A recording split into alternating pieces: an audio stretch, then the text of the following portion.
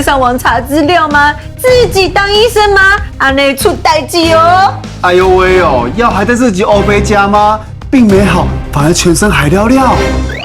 很多人中暑的时候呢，都会用刮痧来排解这中暑的不舒服。但我身边有很多的朋友，他只要这个肩颈一酸痛，也会用刮痧来排解。这样是正确的吗，医生？没错，这样是正确的哦。但是怎么刮跟怎么样子的顺序，那就很重要了。我来教你刮吧。好耶！通常啊，就是我们在刮痧的时候的第一个步骤，我们要先选择介质。有一些朋友他会喜欢用精油类的东西来当做介质，但我个人的话会比较喜欢用凡士林来当做一个介质，因为凡士林的话，它会有一点阻力，它可以带动我们的皮肤，让我们的皮肤在刮的时候不会这么的不舒服。那上班族啊、久坐的人啊，我们通常的时候会有乌龟颈嘛，或乌龟脖，真的会导致肩颈酸痛嘛，脖子这边会特别的僵硬。这个时候呢，我们的脖子会呈现一个像乌龟的姿态，在筋膜上面我们需要做调整的时候，我们就需要把前面的筋膜往上做移动，后面的筋膜往下做移动，它会变成像这样子的状态。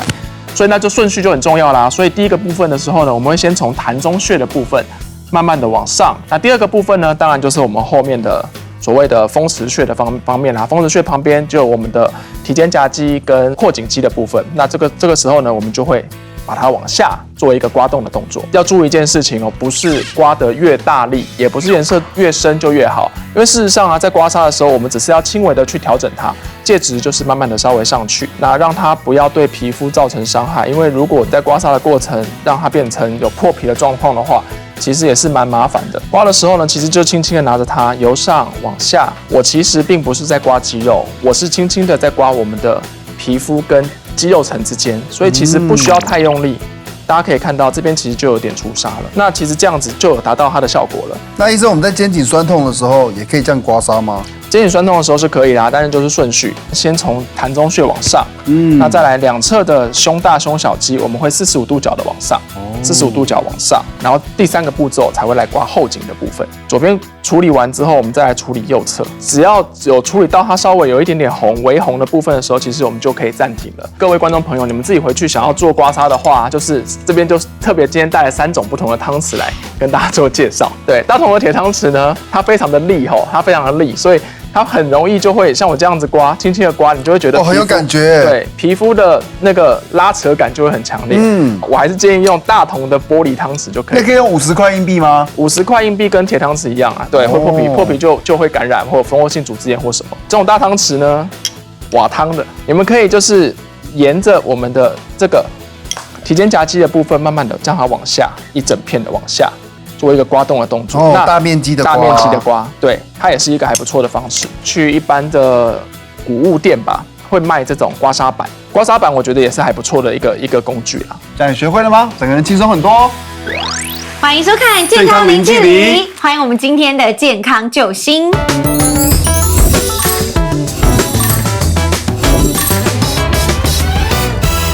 欢迎我们今天的健康大来宾，大家好，我是谭诗玲。病急乱求医，久病成良医。所以呢，我们今天呢就要来请我们的谭诗玲带来可以让大家正能量，而且呢让大家求医的时候都很快乐的歌曲。是哪一首歌嘞？哦，这首歌现在目前在我们3立的愿望8点档的片头曲，叫《追梦的人》。哎呀，来听一下。这是谭诗玲2024最新的专辑，也是我们3立愿望8点档主题曲的片头曲，希望大家多多支持，谢谢。赞！这张专辑里面总共几首歌？8首歌。哦，不错呢。啊，都是满满的这种正能量的吗？还是说有很多多变的曲风？都还蛮多元化的哦，也有快歌哦。专辑唱片行可以买到，要12号实体啊，大家可以追踪我们的这个谭诗玲小姐姐啊，给她追梦的人啊。为什么今天呢会带这首歌来打呢？其实也是有一点关联的哦。我们希望健康不是梦，所以呢，除了唱追梦的人，对棒的啦，我们也希望让大家的健康不免堆啊，不堆，零距离哦哈啊。但是呢，今天的重点叫做有没有看到我们的标题叫做？哎呦，自己当医生要求哦，哈啊那样呢嘞，是不是很多人爱自己当医生？我们谭小姐姐，请问一下，你有常常去看医生，还是说你很讨厌看医生，自己变医生？我真的还很讨厌看医生，啊，讲的就是你。就是我。为什么？那呢？因为我有一点鸵鸟心态，我都觉得说，第一要挂号啦，要预约啦，然后症状那么多，然后医院又觉得自己会有一点点惊，觉得说去到医院万一检查出来这个那里怎样，更麻烦，就有一点自己吓自己，所以我会有什么状况我就直接。我们家抽屉打开，里面就很多乱七八糟，什么成药什么都有。你是吃成药那一代的？哇，这样是不好的，不好的，我知道这是不好的，但是我是现在因为我个人的习惯是这样。对，因为你都忙着在堆帮啊，对吗？看不也还要等这个预约的话，要等太久。真的，我每天在追，还好是追梦哦，真正不是追钱哎，真正是追梦的人啊。我们追梦的人有这样子的困扰，很多人都觉得看医生很麻烦，真的啊，懒得去等。对，然后就干脆不看了，也不想知道结果。我们医生现在最讨厌就是这个，对不对？非常非常的多，很多的，尤其是家里的先生。常常都是被太太抓来的，然后每一次都觉得太太都说他有什么问题，然后先生第一句话就说我都没有。那有些人一待到医院就会有一些莫名的恐慌，所以不管是白袍恐惧症，2个血压就飙得很高，对，或者小时候我们做很多都是小时候的时候，很多的爸妈会恐吓自己的孩子说你不乖我就带你去医院，让医师给你打针。真的，我就真的吓大的。我这后遗症到我国高中还有晕针的后遗症，我看到护士拿出针头我就晕了，然后一插进去我就直接倒了。哇！我真的是超级害怕。对，就很多人有这些问题。然后我曾经有遇过一个真的是很夸张的，太太强迫他去量个血压，一量身体很紧张，血压好高。那太太看他血压，你这么高不行哎，把血压药拿给他吃。自己的药给他。对啊，因为他最后说自己做医生，对自己做医生就拿给他吃，吃完之后那个先生过了半个小时之后就走路跌倒，就莫名其妙就跌倒送医院之后发现说血压好低，然后受伤，帮他做处理才发现说他根本没有高血压，然后处理完之后他还讲说他难道没有高血压吗？我明明就量到他很高的一个状况啊，他应该要长期治疗才对啊。对，我自己碰到临床经验的话是比较有趣啦，就是好像很担心自己被骗，或者想展现自己的权威，来的话就跟你说，我跟你说这个，我跟你讲，我网络上已经查过了，这个东西就是怎么什么那个，很常会碰到这种情况。你猜对了，对，正确答案。好，那你开什么药呢？对，跟我查的一样。还有说有一个说怎么你会多这个，我查没有这个药，这是什么东西？是，哎，对，这个我也很常遇到。对，哎，这个是什么东西？哦，好，然后下一次来就跟你说，对，这个还可以，但是你要不要试试看另外一个？说不定另外一个会更好。现在知道，对，因为真的也有一派是这样，就是很怕被骗，自己会先做很多功课，但是反而他就听不进临床的医生跟他讲什么。然后我遇过一个最夸张的案例，他只是很单纯膝盖痛了1年半，哎，1年半也太久了。不看医生，然后吃就是乱七八糟别人推荐的，吃了100万，吃100万，吃了100万，然后还是痛。我就说你怎么不去挂号？哇，钱这么好赚啊！这真的是我遇过最夸张的。对，因为这种的真的是就是会很容易会听信那道听个途说偏方啊，这种就最相信口碑行销那一种，对不对？所以呢，我们现在来看看啦，医生到底最害怕的 NG 病人是哪种呢？第一个呢是点餐式的病人，有些病人呢一见到医生就直接说，我直接要检查哪里，这边有问题，我觉得他绝对有病，帮我用，帮我检查，帮我处理。你要给我做那个什么脑断层、MRI 是不是？还是核磁共振？那个你知道，就是那个像太空舱那样人送进去再出来的那个，那个一定要有，不然的话，你们为什么要省钱吗？对啊，你觉得你看得出来吗？来，请问一下谭小姐姐，你有觉得这个离你很远吗？你有周遭有这样子的人过吗？我本身是不会这样子做啦，但是我有一个坏习惯就是说，假如我今天因为你知道我们唱歌嘛，常常会喉咙不舒服。对呀。那我某一天就是去耳鼻喉科看医生。那我想我既然都已经来了，而且那个是一个名医，很有名的，好不容易才挂号排到了，你要 CP 值高一点。对，你怎么都了解我？你好聊我。对啊，崩盘。结果后来就看完以后，医生说，那你就这个药吃一吃，然后怎么样注意事项。我说，等一下，休蛋姐，我说医生，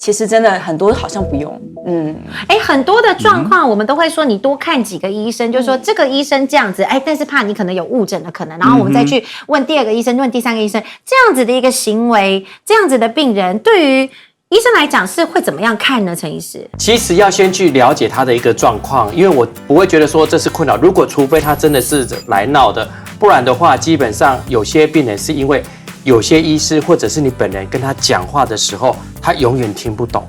你真的可以跟他一直讲，一直讲，频率没有接上，对，他永远听不懂，他一直在卡在他那边有问题，然后他到底是不是这样子一个状况？所以我遇过一个蛮特别的，他一直说他胸口痛，胸口痛，胸口痛，胸口痛，那我就说那胸口怎么痛？他无法讲出来。好，那胸口痛对我们来讲很可怕，有可能是心脏的问题嘛，所以心电图、X 光、抽血，这个该要做检查都要去做嘛，对不对？然后就说医师你这么好，你帮我做这么多检查，很棒哎，我的胸口好很多了。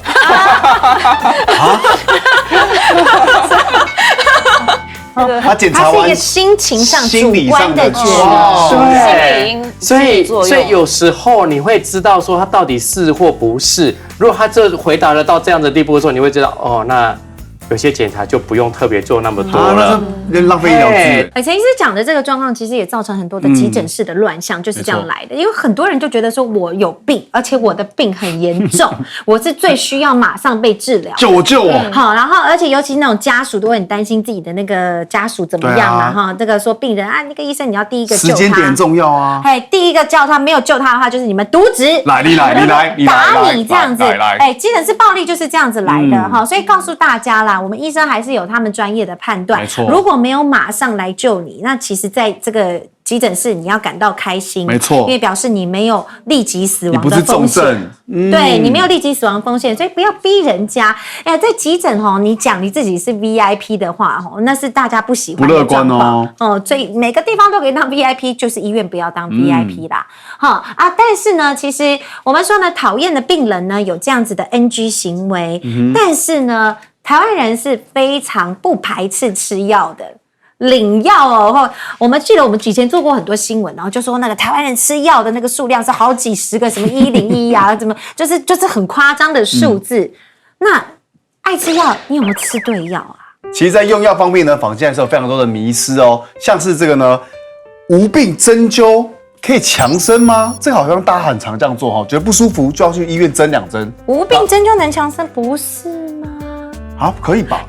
当然回答是对的啊。我觉得可以耶。我不这么认为，我一直都觉得说针灸，你敢去针灸吗？我不敢。可是我朋友有传他那个针灸，整个头都插针给我的照片给我看。那他是说他没病，还是说他是去保健？他说他头痛很久，然后看西医看任何都没有用，所以他就是跑去针灸，等于是有病去治的嘛。可是我们现在在讲的是没有病，但是你去找中医师，然后他帮你针了之后，就会让身体比较好，那不就是刺激穴位吗？对呀。楚医师不是这样子吗？我应该不是基本上坊间我们在做针灸治疗的时候，我们应该都还是会看适应症。那以临床来看现在坊间比较多的针灸方式就是3种。第一种的话就是传统经络的派系或派别，那这一种的话就是我针灸针在穴位上，对，针在穴位上。那主持人提到应该是说，我针在穴位上，那我可能是因为我要帮助这个气血比较循环，或者循环更好，对，或者帮助这个经络走得更顺畅。我没病，但是我要让它更好。对，那你看这不就是没病强身吗？这就是这一句话但这种的话，通常我都会建议他去按摩啦，因为针灸毕竟是一个穿刺伤你穿刺伤，你每天去针它，你针久了，它也是肌肉或者是你的组织会纤维化，对吗？所以通常我是不建议做这种事情啦，主要还是要看适应症那第二种的话，就是刚刚讲第一种就是传统针灸嘛，走经络、走穴位的。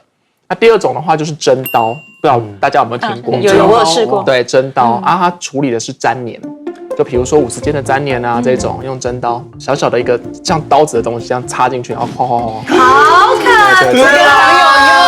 我是对拥戴者，对拥戴者，对，就针进去就把它化开。那不是很痛吗？很痛啊，那很有效。但中医师是可以，对啊，那不是会留疤吗？不会，跟针灸一样。对，跟针灸一样，就是小针刀这种。我第一次听到我一定会昏倒，我一定昏倒。确实，他真的蛮痛的，他真的蛮痛的，但立刻就改善。对，那第3种的话就是干针，干针是这几年比较流行的一个手法，对，那就是直接用针灸是针肌痛点。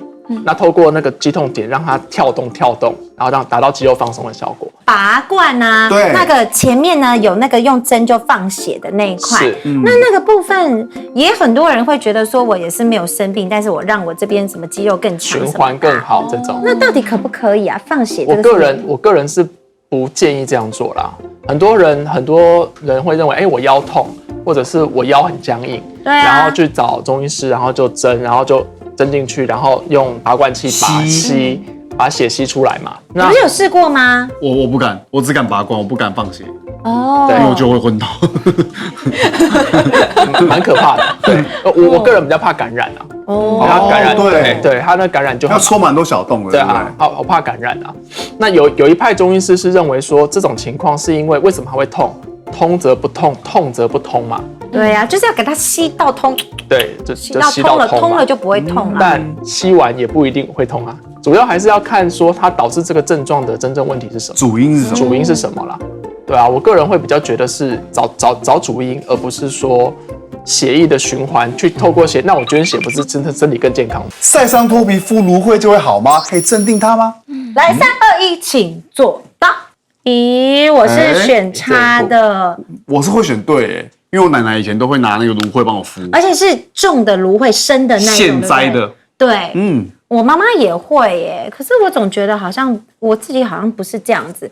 但是谭小姐姐呢？哦，我也是跟你的想法是一样。哎我觉得为什么应该芦荟它就不过就是放在皮肤上就感觉凉凉而已，并没有那个真的可以就是防止防晒那种的镇定的作用。芦荟这个部分来讲的话，它的确会有镇定我们的那个皮肤的一个作用。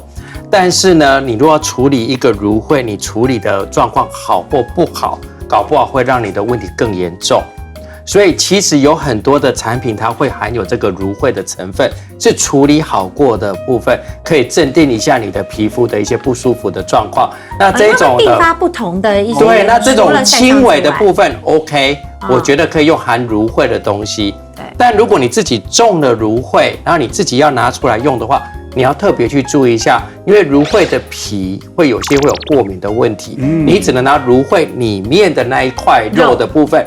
黏黏的那一块，可是你在处理的时候，你也不能让皮的部分跟肉的部分有任何的污染的状况，所以这部分的处理要是对的，才有办法有效的去处理。因为芦荟如果保存不好的话，它会好像会长一些霉菌，有点会羞羞的那一种没有错状态哈。我也一样，我认同陈医师的意见啊。现在应该不会有人自己种芦荟，自己把它拿起来敷很吧？多，真的假的？很多，真的很多，家里都有一盆，真的真的如果是这样的话，那应该就是没错。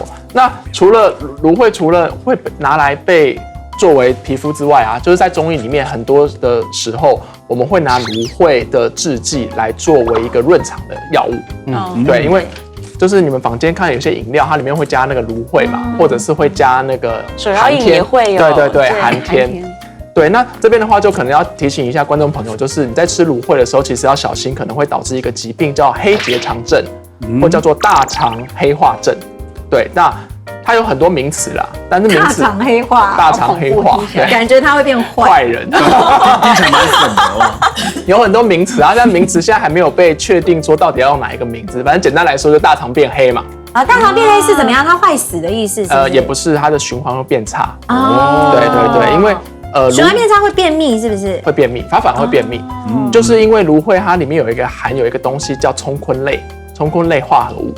那包括芦荟、包括大黄这一类的药物里面它都有，所以你一开始吃你会觉得很有效，可是你吃久了，你就会发现，我的剂量可能要越来越多，或者是我吃的浓度要越来越浓，这样子它才有达到那个效果。其实就是你过度使用它，你反而让你的大肠变成循环更不好。好，原来如此。对。那还有什么样的大家可能会有的坊间的用药迷思呢？这个我个人从小就是爱用这个方法。喉咙如果一痛，一觉得不舒服，卡卡的，我就会用沙士加盐巴，哇，可以杀菌。我们来看看这个金曲奖男团他自己本身的偏方是正确的还是错误的呢？请作答。一半。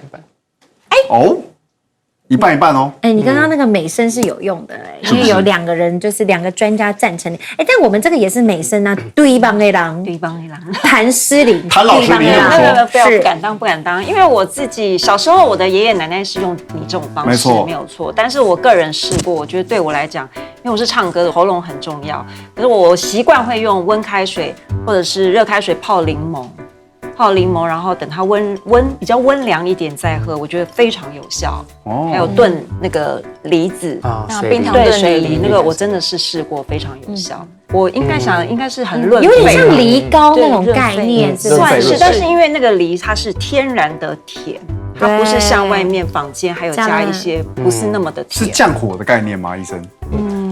我们叫做泡制啊，就是像喉咙痛啊，如果是感冒或者是唱歌唱太多或让喉咙发炎的时候，这时候你会发现啊，水梨或者是橘子，你直接吃它，反而会让你的咳嗽变得更明显。但如果你拿橘子烤过，或者是水梨煮过，它反而有治疗的效果。对但是沙士对啊加盐的部可以分，吧？对啊，你举一半。原则上我就会觉得先要判断适应症啊。那如果今天啊这个患者来的话，他是因为胃食道逆流往上来，导致喉咙发炎、喉咙痛，那这个时候我就会觉得沙士加盐就可能没有效好。像没什么用哎。那如果说今天是感冒的喉咙痛，那它可能就会有效果。就是发炎，然后要给对对对它稍微凉一对，下。原因是因为如果这个配方啊，它是传统配方的话，沙士里面的原本那个配方其实是土茯苓的一种的好朋友，对，同一种草药啦。那这个药早期就是被用来清热利湿的。哦对，觉得湿的人叫他喝沙士，对加喝沙士。对，那大家也知道嘛，有时候感冒完，可能电解质会流失嘛，可能他没办法吃东西。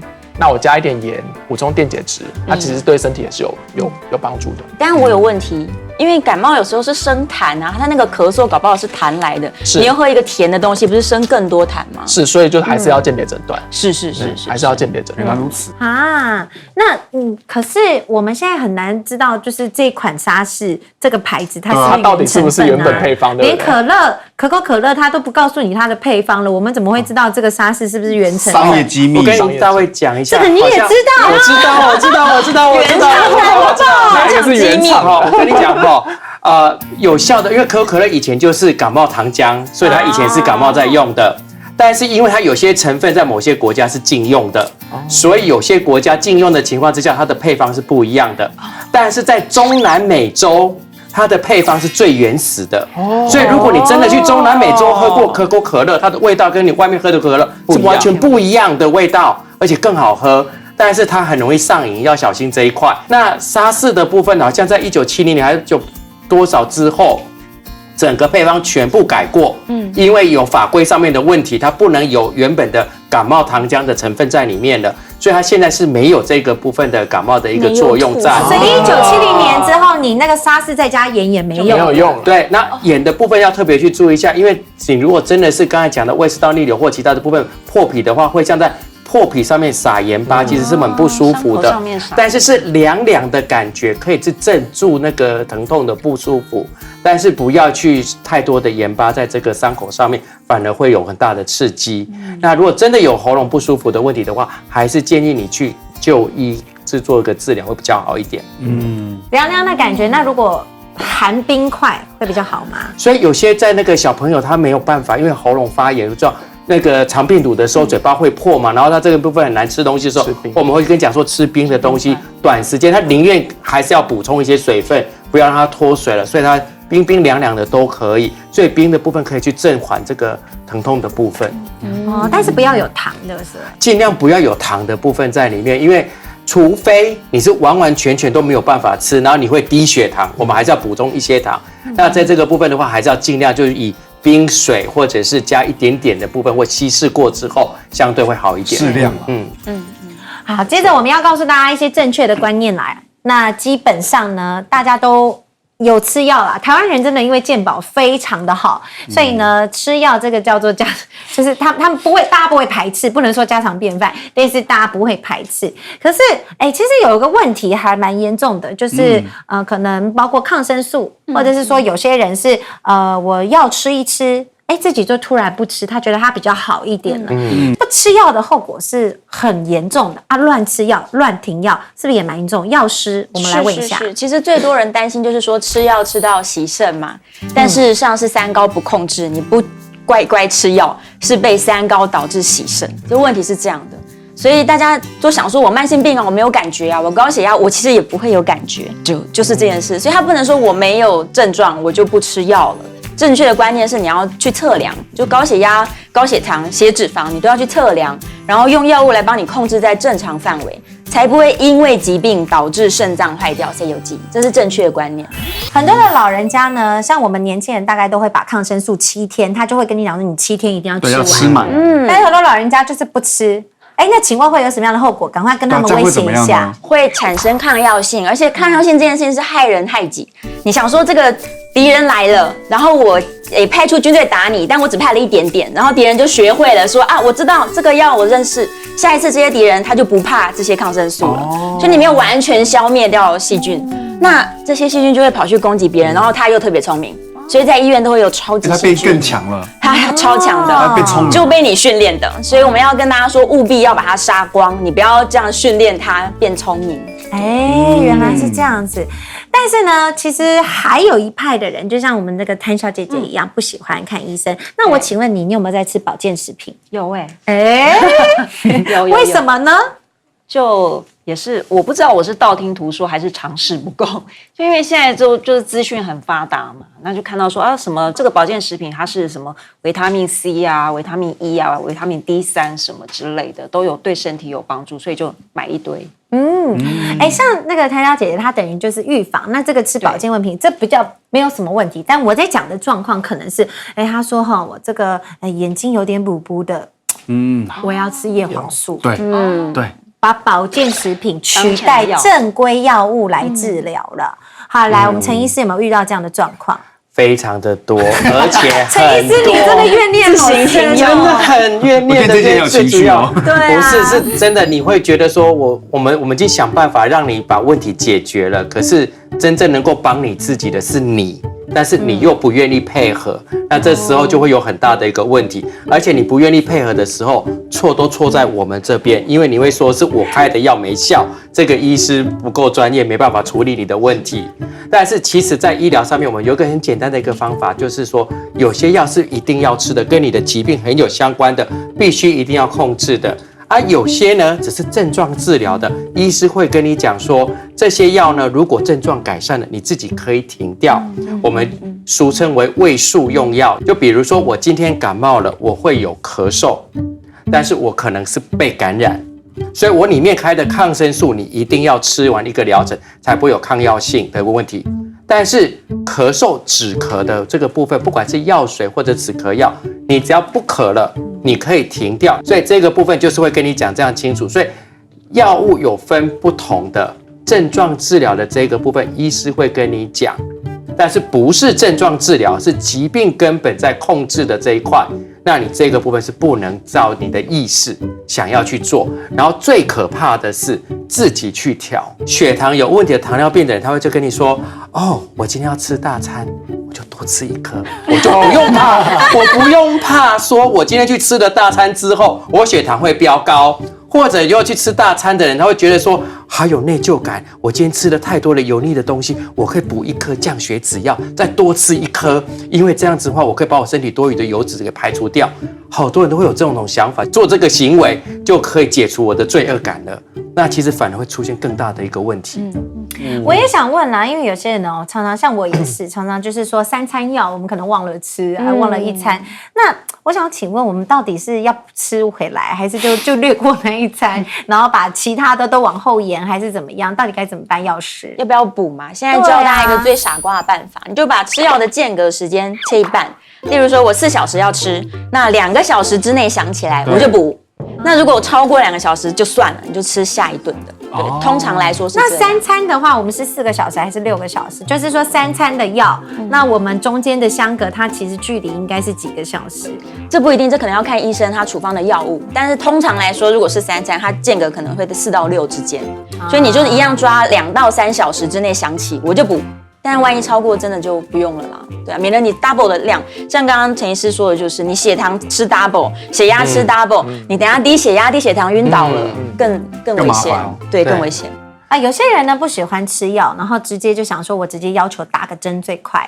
我也曾经那个饱受声音烧瞎之苦，然后那时候呢就跟医生讲说，你就给我来一针类固醇，直接蹦下去，然后我就硬撑也没有好，但就是硬撑会有声音。你是这种人吗？我是有2派说法了。我一边的朋友都是说，你还是按时吃药，然后另外一边，哎呀，你给你住几档就好啊。对啊，尤其是感冒也是这样子。对啊，打1针就好了没？结果我就是属于那种打1针要求医生说，医生，我觉得你赶快帮我打针，我就不要吃药，打针比较快那一种。到底吃药好还是打针好呢？哪一个好呢？要看病况，因为不是每个药都有针剂，也不是所有的针剂都可以使用在你的状况之下。所以如果你的状况是可以做一个缓解的，或者是你需要更大的剂量的，那我们可以转换成针剂的会比较好的话，我们会跟你讲，那我们用针剂的部分。比如说有些人有免疫的问题，他可能要吃好多颗类固醇。那我与其让你吃这么多类固醇，我收你住院，我用针剂的部分给你打这个类固醇高浓度的，那反而你的效果会更好。但是是因为有相对的有针剂的药，但并不是所有的药都能做出针剂的药出来，所以这个部分来讲的话，要看你的病情的一个状况去做一个调整。好。那我们还有一个我自己也很常遇到的问题，很迟疑呀。那个旧的药我们到底要不要继续吃？因为呢，有时候你可能就是像那个我们谭小姐姐一样，我们太忙了，你要去挂号什么，然后要出一个人到那里去看，没有那么多的时间。那我们有上次留下来的这个旧的药，上次感冒了，感觉起来症状很像，我也是烧香，也是发烧，也是我是不是可以先吃呢？可以吧？我觉得药品的保存啊，在居家的环境条件下，其实不容易保存的好。所以如果你拿回来已经超过1个月了，然后尤其是那种剥出来，你拿到是一个夹链袋，里面是裸定的这种，超过1个月，我建议大家都丢掉，就不要再吃了。那如果是封起来的呢？如果是排装的还可以，但你要记得看上面的有效期限。每一排都会有吗？通常每一排上面都会有，但反光看一下应该看得到，那个还稍微可以放。对啊，但如果是剥出来的，或是药水打开的、眼药水打开的，我都建议1个月就要丢掉了。所以像那种甘草咳嗽药水也是吗？也是，就算你放冰箱，眼药水放冰箱我都滴了半年呢。你的眼睛，用日本买的眼药水一定会超过半年。对啊，怎么可能滴完1个月？那个开1个月就要丢掉了。哇！眼睛还蛮光，眼睛还好吗？仗着你年轻。哇！1个月我第一次听到有啊，我好像之前就有新闻在报啊，就是有患者点嘛，然后就因为超过1个月，它里面其实细菌对就感染啊，后来整个结膜都被细菌吃掉了。哎呦，回家丢掉。那我们看看这个中医的看法呢？一样啊。旧的药能够继续吃吗？中药也是啊，因为你们有一些中药是生药材，只要我们想说在阴凉然后干爽的地方放在橱柜里，这个也 OK 吧？没有啊，再煮就好啦。其实我们药材有分2种，一种是生药嘛，一种是粉科学中药。生药啊，其实你会发现啊，你如果放它有一个保存期限，而且超过保存期限，你去看它的时候，它都不见了，被虫吃完了。如果是药粉的话，那就更可怕啦，因为它会硬硬的，对，因为它会结块，它结块，因为中药发霉，因为中药会先受潮，受潮会发霉。中药发霉你看不出来，我都照吃哎！天哪！的，我们节目还有常备某铁的这个妙方，天哪，然后就是很多就是在那边预备着随时煮哎。对啊，它那个受潮你看不出来的啦，它会发霉啊。就结块而已啊，我就把它捏碎好再把它吃掉。因为它发霉，它的颜色是一样的。那对不起，请问像那种什么人参啊，买那个一样啊，一样。台湾的保存的环境啦，因为我们环境就是潮湿嘛，又热。对啊。来，我们对帮的人谭姐姐。你今天呢会好好的去看医生了吗？以后不舒服的话，我已经跟他要名片了，我私下会跟他联络了，加赖了，真的哈，真的很感谢这个节目，太棒了。要追梦的话，一定要先有健康，没错。好，那再唱个一句吧。对梦的人，对你的心愿。我一生相亲的挂念，就是健康，就是健康，就是爱看的健康零距离。来，最后的提醒，今天的健康诊疗关键数字是5，为什么呢？第一，清楚表达自己的身体状况；第二，要看清楚药品的标示；第三，清楚你的用药方法、用药时间；第四，充分和医师讨论用药以及保健品；第五，不要害怕开口讨论哦。OK， 就是告诉大家，专业的交给专业的，不要自己当医生。没错哦恭喜恭喜！今天我们健康的有全方位的帮大家拉近跟健康的距离。恭喜哦！本节目由金科生物面膜冠名赞助播出。